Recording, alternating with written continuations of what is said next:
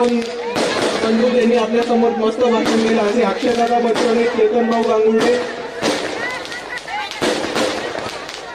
Doctor सत्वरत्न पुरे, भारतीय बौद्ध महासभेचे PN साहेब वाघमारे, श्यामसाहेब कांबळे, सुरेश गजबारे, रवी वंडित, संजय टिके, देवानंद सुरदे, प्रवीण मुटमाळ, कैलाश वाघमारे, या सदस्यांचं नाव मंचावरती सगळे मान्यवर, इकडे उपस्थित सगळ्या माझ्या बंधूंनो, माता भगिनींनो आणि या चळवळीतल्या साथीदारांनो, तुमच्या सर्वांना माझा शरणू शरणार्थी जय शिवराय, जय जिजाऊ, जय भगवान, जय ज्योती, जय मल्हार, अस्सलाम वालेकुम आणि जय भीम. सर्वात पहिले चालू करायच्या आधी मला आजच्या दौऱ्यामधली जी 2 गावं राहिली, तिकडे सत्कार होऊ नाही शकला आणि तिकडे आज भेट होऊ नाही शकली, त्या 2 गावांची मला, त्या गावातल्या सगळ्या सदस्यांची मला दिलगिरी व्यक्त करायची आमच्यातर्फे आणि वंचित बहुजन आघाडीच्या सगळ्या पदाधिकाऱ्यांतर्फे. आपण नक्कीच आपल्या गावामध्ये लवकरच याच्यावर मोठा एक कार्यक्रम घेऊ आणि तो यशस्वी पार पडू असं आपण सगळीकडे ठरवूया. आणि इकडे उपस्थित सगळे माझे बंधूंनो, माता भगिनींनो, एक गोष्ट मला ठामपणे मांडायची आहे, ती म्हणजे इतकी थंडी असताना, इतका उशीर झाला असताना आपण सर्व इतके या थंडीमध्ये इतक्या संख्येने उपस्थित राहिलात, तर समोरच्या प्रस्थापिकांना सांगून टाका की तुम्ही निवडणूक लढवायची गरज नाहीये. लोहा कांधार विधानसभा मतदारसंघ हा वंचित बहुजन आघाडीच्या डिपॉझिट मध्ये फिक्स आलेला आहे आणि तुम्हाला हीच विनंती करतो की जो जोश, जी ताकद तुम्ही आत्ता दाखवली, ती ताकद लोकसभेमध्ये, विधानसभेमध्ये बिलकुल कमी होऊ नका देऊ आणि जास्तीत जास्त मतांनी शिवाभाऊ नरंगळे यांना लोहा कांधारचं आमदार बनवा आणि आपण सर्व मिळून तुमच्या प्रश्नांवरती काम करू आणि आपल्या विधानसभेचा विकास करू.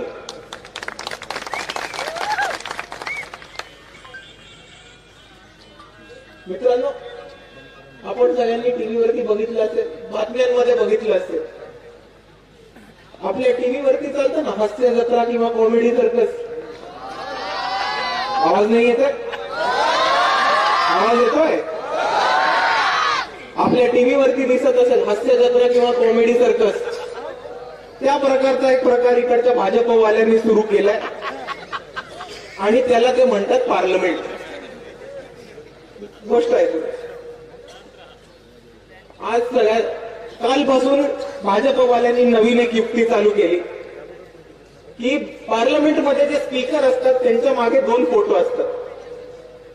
त्याच्यामध्ये एक जवाहरलाल नेहरूंचा फोटो असायचा आणि दुसरा महात्मा गांधींचा फोटो असायचा. भाजपवाल्यांनी काय केलं की जवाहरलाल नेहरूंचा फोटो काढला आणि तिकडे बाबासाहेबांचा फोटो लावला. त्याच्यावरती काँग्रेसवाल्यांचं नाचक्की झाली, कारण ते बाबासाहेबांना तरी खुला विरोध नाही करू शकत, आतमधनं विरोध करत असतील तरी. ते काय म्हणायला लागले की आप बाबासाहेब का लगाओ लेकिन नेहरू जी का भी रहने दो. मला या दोघांना सांगायचंय, तुम्ही तुमचं नाटक बंद करा, तुम्ही तुमची ही नौटंकी बंद करा. तुम्हाला ज्याचा फोटो लावायचा आहे त्याचा फोटो लावा, पण तुमच्यामध्ये जर खरंच दम असेल तर राजस्थान हायकोर्ट मधला मनुचा पुतळा उपटून दाखवा, मग मानू तुम्हाला.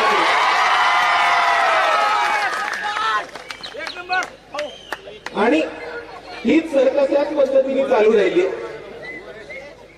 की परवा 4 युवक घुसले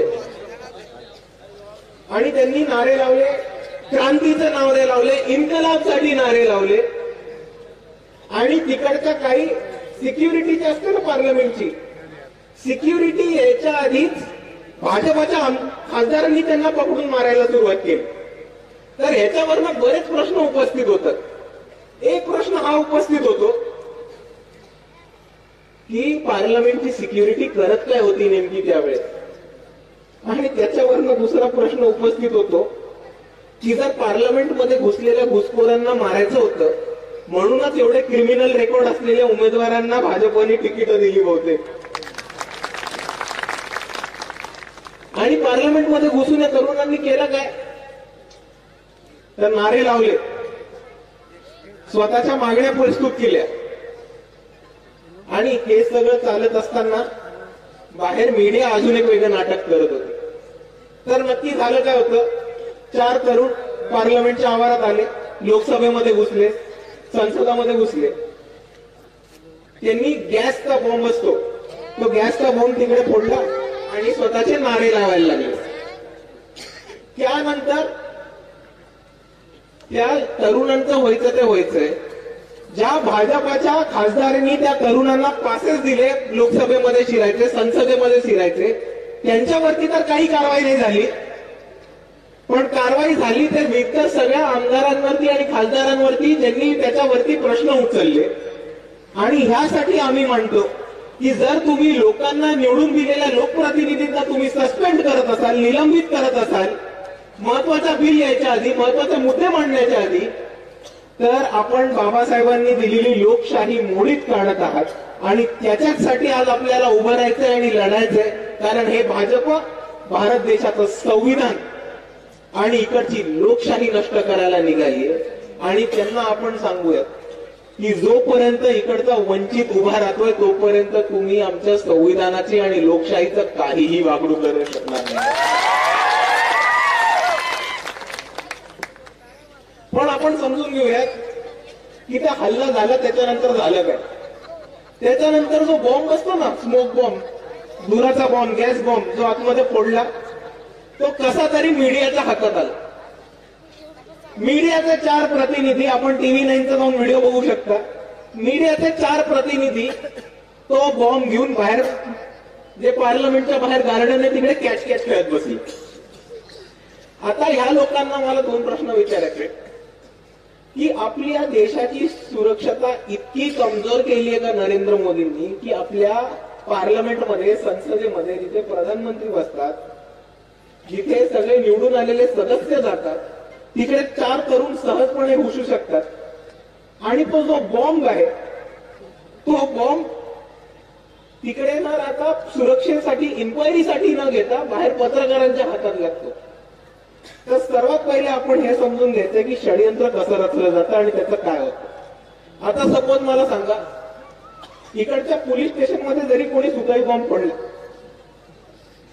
तर त्याचे अवशेष जे उडतील ते तुम्हाला मिळणार आहेत का? नाही. ते पोलीस तपासासाठी घेऊन जातील.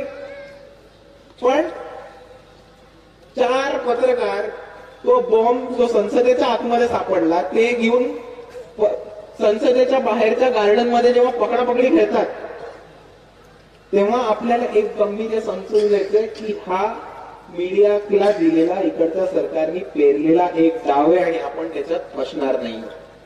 आणि जर इकडच्या कोणालाही वाटत असेल की हा डाव नाहीये, हे षडयंत्र नाहीये, तर माझं त्यांना सोपं म्हणणं आहे की ज्या पत्रकारांनी त्या बॉम्ब हाताळला त्यांचे फिंगरप्रिंट लागले असणार आहेत, त्या बॉम्बवरती लागले असणार आहेत की नाही.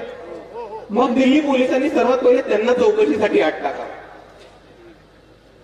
आणि हे तरुण जेव्हा आतमध्ये गेले आणि आतमध्ये जाऊन नारे लावले, घोषणा लावल्या, तेव्हा त्यांचं म्हणणं होतं की महाराष्ट्रामधल्या, भारतामधल्या तरुणांचा खूप मोठा असंतोष आहे, खतखत आहे.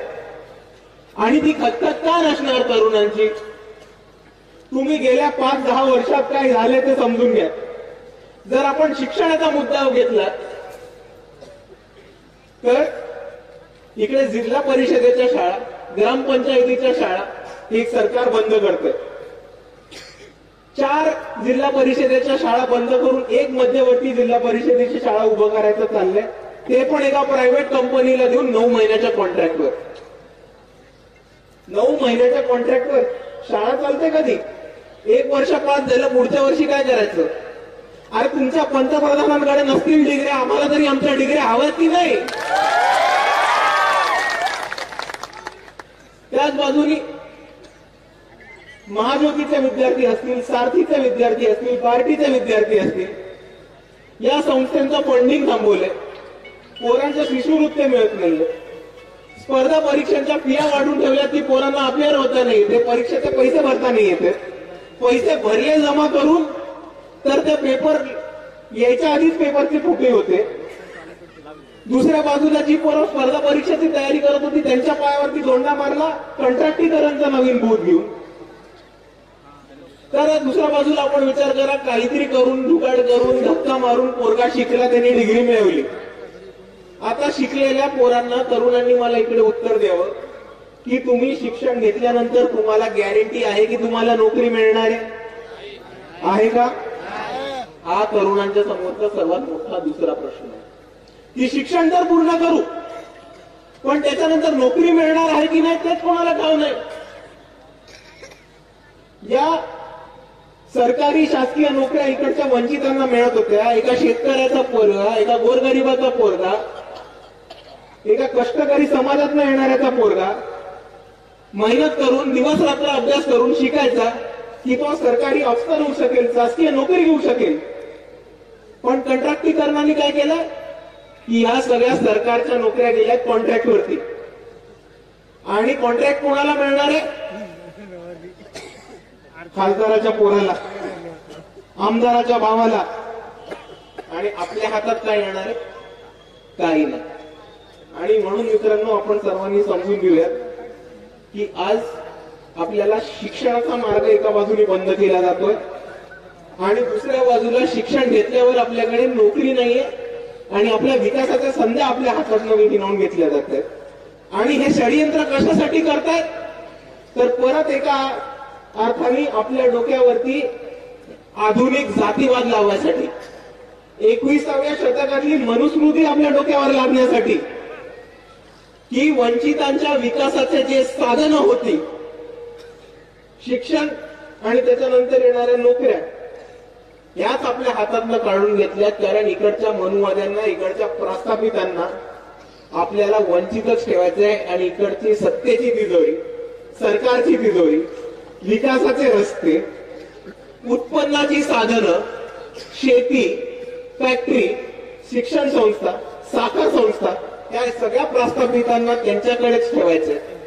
आणि म्हणून मित्रांनो, आज आपण हा ठामपणे निर्धार करूयात की या प्रस्थापितांच्या हातातनं आपण आपला हिस्सा हिसकावून घेतल्याशिवाय राहणार नाही. आणि म्हणूनच बाळासाहेबांनी हे उभं केलंय वंचितांचं राजकारण की ज्या लोकांना आतापर्यंत सत्तेपासनं, इकडच्या व्यवस्थेपासनं वंचित ठेवले, त्या लोकांना सत्तेत घेऊन जायचं. आणि जोपर्यंत वंचिताचं प्रतिनिधित्व करत नाही तोपर्यंत त्या लढा थांबणार नाही. मित्रांनो, एवढं आपण निश्चित ठेवून घ्या. आणि आपण इकडे शिक्षणाबद्दल बोलतोय, नोकरीबद्दल बोलतोय, ह्याच्यावर एक महत्वाचा मुद्दा लक्षात आला मला.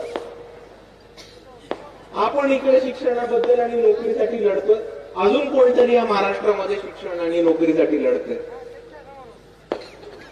या महाराष्ट्रामधला गरीब रयतेचा मराठा समाज एक 3-4 महिन्यांपासून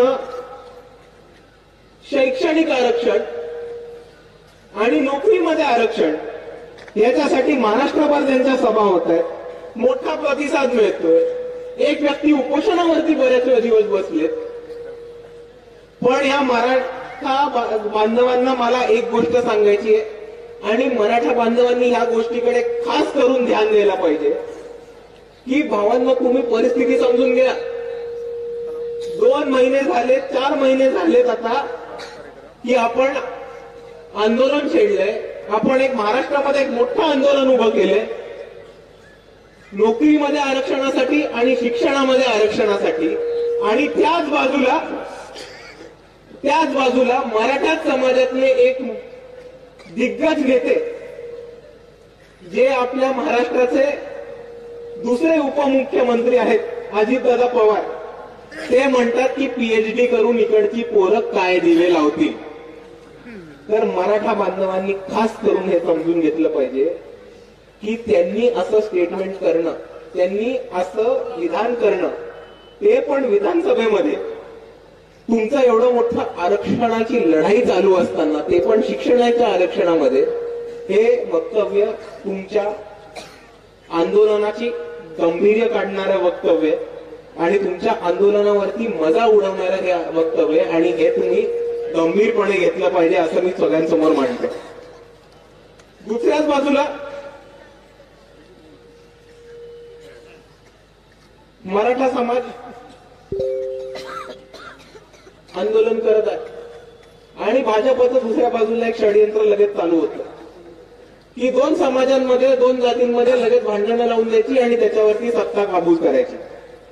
पण या ओबीसी बांधवांना जे आंदोलन करतायत त्यांना बाळासाहेब आंबेडकरांनी मुंबईमधल्या संविधान सन्मान महासभेमध्ये एक गोष्ट सांगितली होती की आपण इतिहास तपासून घ्या की आपल्याला आरक्षण नक्की कोणाच्या लढ्यामध्ये मिळाले, आणि जेव्हा काही लोक तुम्हाला आरक्षण मिळावं ह्याच्यासाठी लढत होती तेव्हा त्यांच्या विरुद्ध कोण उभं राहिले. आणि आपण एकदा इतिहासात तपासून बघा की मंडल कमिशन बरोबर कोण होतं आणि त्याच्या विरुद्ध हिंदुत्वाचं कमंडल कोण नक्की घेऊन आलेलं.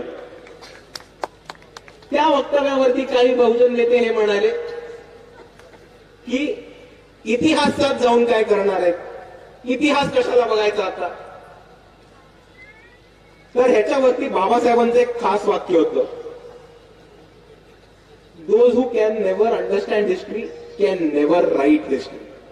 जो माणूस आतापर्यंत इतिहास कधी समजला नाहीये तो माणूस कधी इतिहास लिहू नाही शकत किंवा बदलू नाही शकत.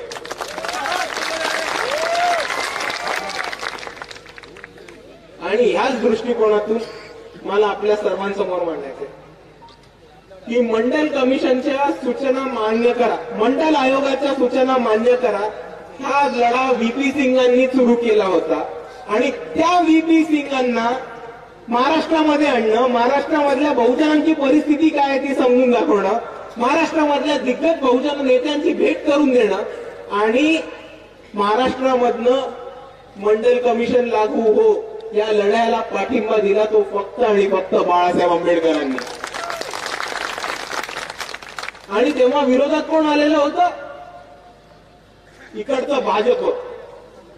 इकडचं भाजप कमंडल घेऊन उभं राहिलं होतं एल.के. अडवाणींच्या नेतृत्वाखाली, आणि त्यांची भूमिका ही होती की तुम हिंदू हो, बहुजन नाही.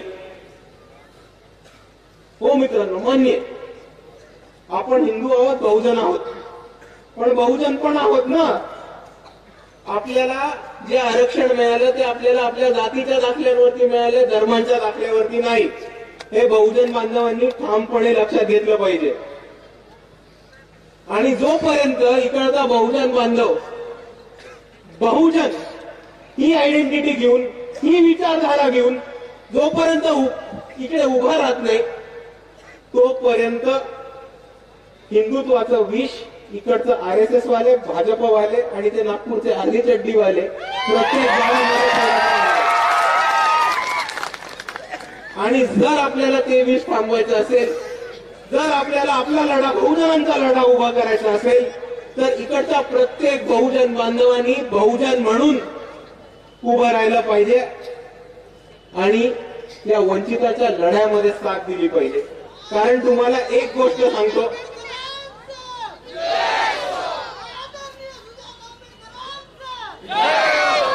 कारण तुमच्या समोर एक गोष्ट मांडतो,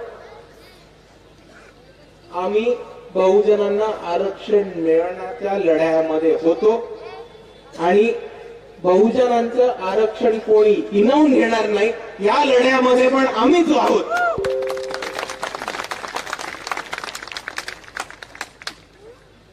आणि हे समजून घेत असताना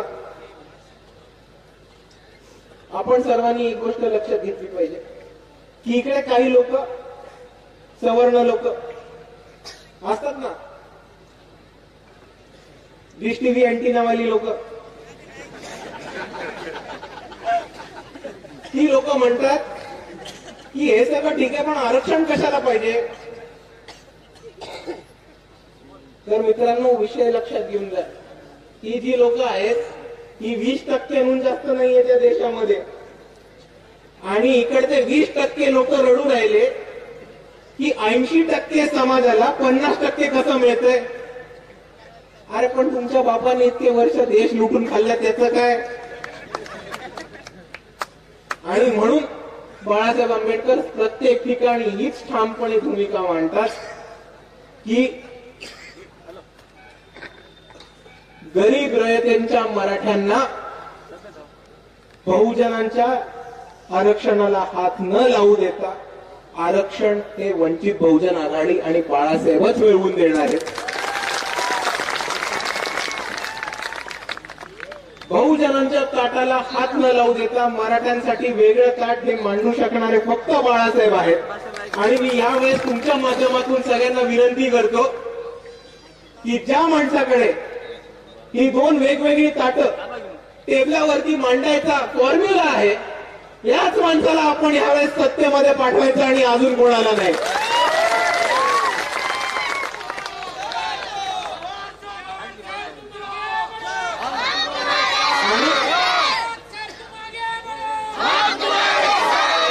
कोणाला माझं म्हणणं खोटं वाटत असेल, कोणाला माझं म्हणणं थोडंही खोटं वाटत असेल तर या मंचावरनं त्यांना खुलं चॅलेंज आहे की जातीची जनगणना घेऊन दाखवा, मग आपण बघू दूध का दूध और पाणी का पाणी.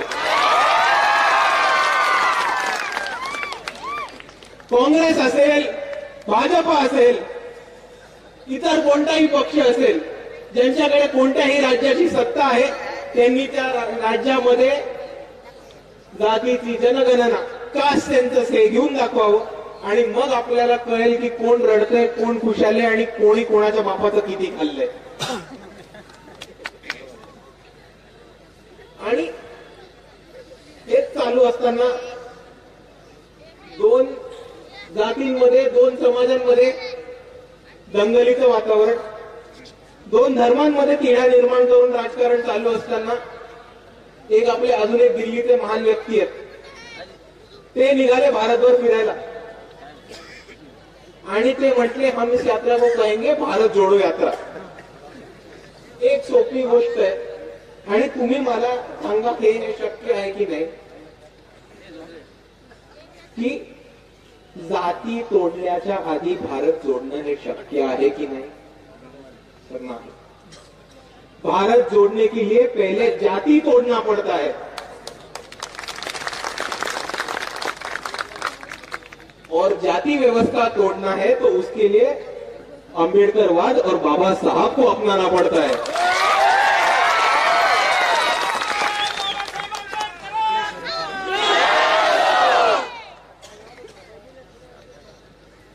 आणि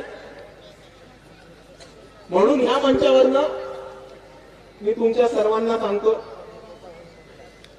की जर आपल्याला जातीवरती मात मिळवायचं असेल, जर आपल्याला जाती व्यवस्था तोडून काढायची असेल तर या महाराष्ट्रामध्ये आपल्याला एकच पर्याय, तो म्हणजे बाळासाहेब आंबेडकर आणि वंचित बहुजन आघाडी.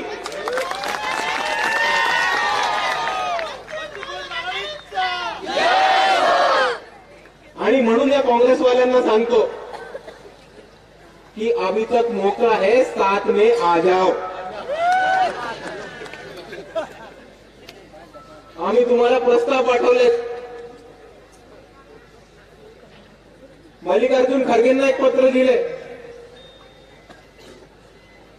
बाळासाहेबांनी राहुल गांधींना पत्र दिलं मुंबईच्या संविधान सन्मान महासभेमध्ये येण्यासाठी. पृथ्वीराज चव्हाण साहेब म्हणतात की आम्हाला हे पत्र मिळालंच नाही, असं काही पत्रच नव्हतं दिलं. अरे जर पत्र नव्हतं दिलं तर राहुल गांधींचे सबस्टिट्यूट म्हणून नाना पाटोले स्वतःच्या इच्छेने आलेले का कोणी फोन करून बोलवलेलं त्यांना, का डायरेक्ट हेलिकॉप्टरनी लँड झाल्यावर. म्हणून या काँग्रेसवाल्यांना सांगू इच्छितो की अभी तक मौका है, साथ में आ जाओ. कारण आम्ही तर वंचित होत, आम्ही इकडे वंचितांचा लढा उभा करायचा प्रयत्न करतोय. इतके दिवस यांनी सत्तेच्या बाहेर ठेवलं, ते लोक सत्तेच्या बाहेर ठेवतायत. एक अजून टर्म सत्तेच्या बाहेर राहिलं तर काही फरक पडत नाही आम्हाला. तुमच्या प्रॉपर्ट्या, तुमचे शिक्षण संस्था, तुमचे साखर कारखाने, तुमचे सोयरे, तुमचे नातेवाईक हे टिकून ठेवायचे तुम्हाला म्हणून तुम्ही सत्तेमध्ये जाण्यासाठी उलट्या उड्या मारताय. आम्ही सत्तेमध्ये जायची आम्हाला काय इमिजिएट इच्छा नाहीये. यावेळेस नाही गेलो तर पुढच्या वेळेस जाऊ, पुढच्या वेळेस नाही गेलो तर दार तोडून आतमध्ये जाऊ. पण आम्ही डेस्परेट नाही आहोत सत्तेमध्ये आत्ताच्या आत्ता जायला.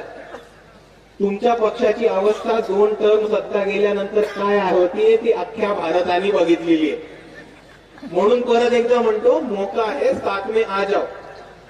कारण तुम्ही नाही घेतलं तर नाही घेतलं, आपण लढणं सोडणार आहोत का? आपण लढणं सोडणार आहोत का?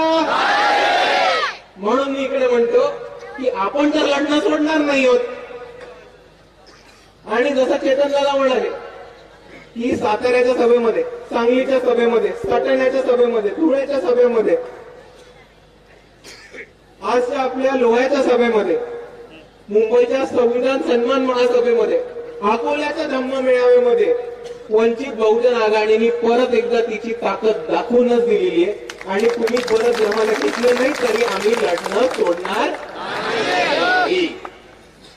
पण आम्ही लढलो आणि परत एकदा अशोक चव्हाण घरी बसले,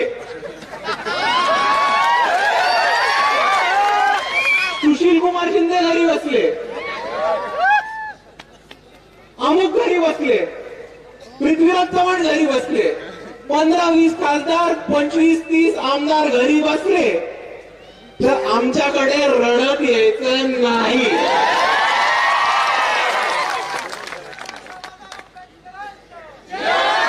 तुम्हाला संधी दिली होती, नंतर रडगाणं ऐकून घेणार नाही. परत येऊन रडलात तर सरळ ठोकून काढ.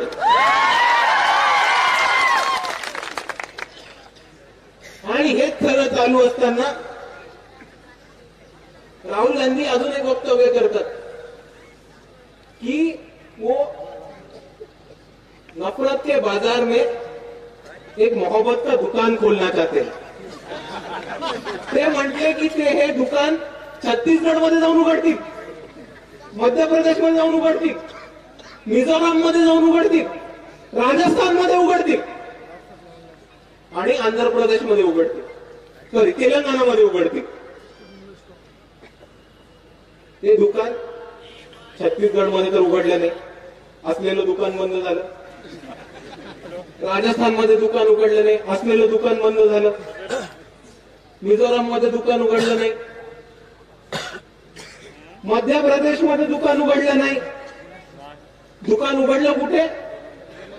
तेलंगणामध्ये. अरे पण भावा, तेलंगणामध्ये तर भाजपचा बाजार पण नव्हतं ना.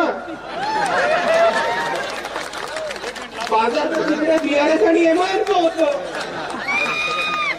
पण ठीक आहे, बाजार उघडलं, सॉरी दुकान उघडलं तेलंगणाच्या बाजारामध्ये, चांगले. पण काँग्रेसने जर दुकान मोहब्बतचं उघडलं असेल तर तिकडे दुकानदार एबीव्हीपी आणि आरएसएसचा का बसवला रेवंत रेड्डी? आणि म्हणून मी यांना सांगतो आणि शेवटचं सांगतो की दुटप्पी भूमिका तुम्ही घेणं थांबवा. तुम्हाला जर खरंच भाजपचं राजकारण थांबवायचं असेल तर तुम्हाला बाबासाहेबांचा रस्ता अपनावल्याशिवाय काहीही पर्याय नाहीये. आणि आम्ही काही करता प्रस्तावित नाही की दरवाजे सर्वांसाठी बंद करून ठेवू. आपण इकडचे वंचित जे सर्वांना बरोबर घेऊन जातो, तमाम बहुजनांना, कष्टकरी समाजाला, गोरगरिबाला, तमाम वंचितांना एकत्र घेऊन जाणारे आपण आहोत. आणि म्हणून एकदा परत म्हणतो तुमच्या समोर की त्या काँग्रेससाठी आमचे दरवाजे खुले आहेत. पण जर तुम्ही बरोबर याचं ठरवलं नाही तर मग आमच्या नावाने रडायचं नाही. आणि हेच बोलत असताना आपण एक लक्षात ठेवूया की काँग्रेस जे आहे ते पाठीत खंजर खुपसणारं दुश्मन. सावध राहायचंय आपल्याला, पण काँग्रेसपेक्षा सावध राहायचंय अजून एक दुश्मन आहे जो समोर आपल्या उभा आहे, तो म्हणजे इकडचा RSS प्रणित मनुवादी भाजप पक्ष. आणि मी आपल्या सर्वांसमोर जाता जाता एवढंच एक गोष्ट मांडतो की येणाऱ्या इलेक्शन मध्ये लोकसभा असो विधानसभा असो, आपण सर्वांनी आज जी जिद्द दाखवली, आज जी ताकद दाखवली, ती कोणत्याही प्रमाणात कमी होईल याची नाहीये. कारण येत्या निवडणुकीत काही झाल्यास आपल्याला वंचित बहुजन आघाडीचे जास्तीत जास्त उमेदवार लाखोच्या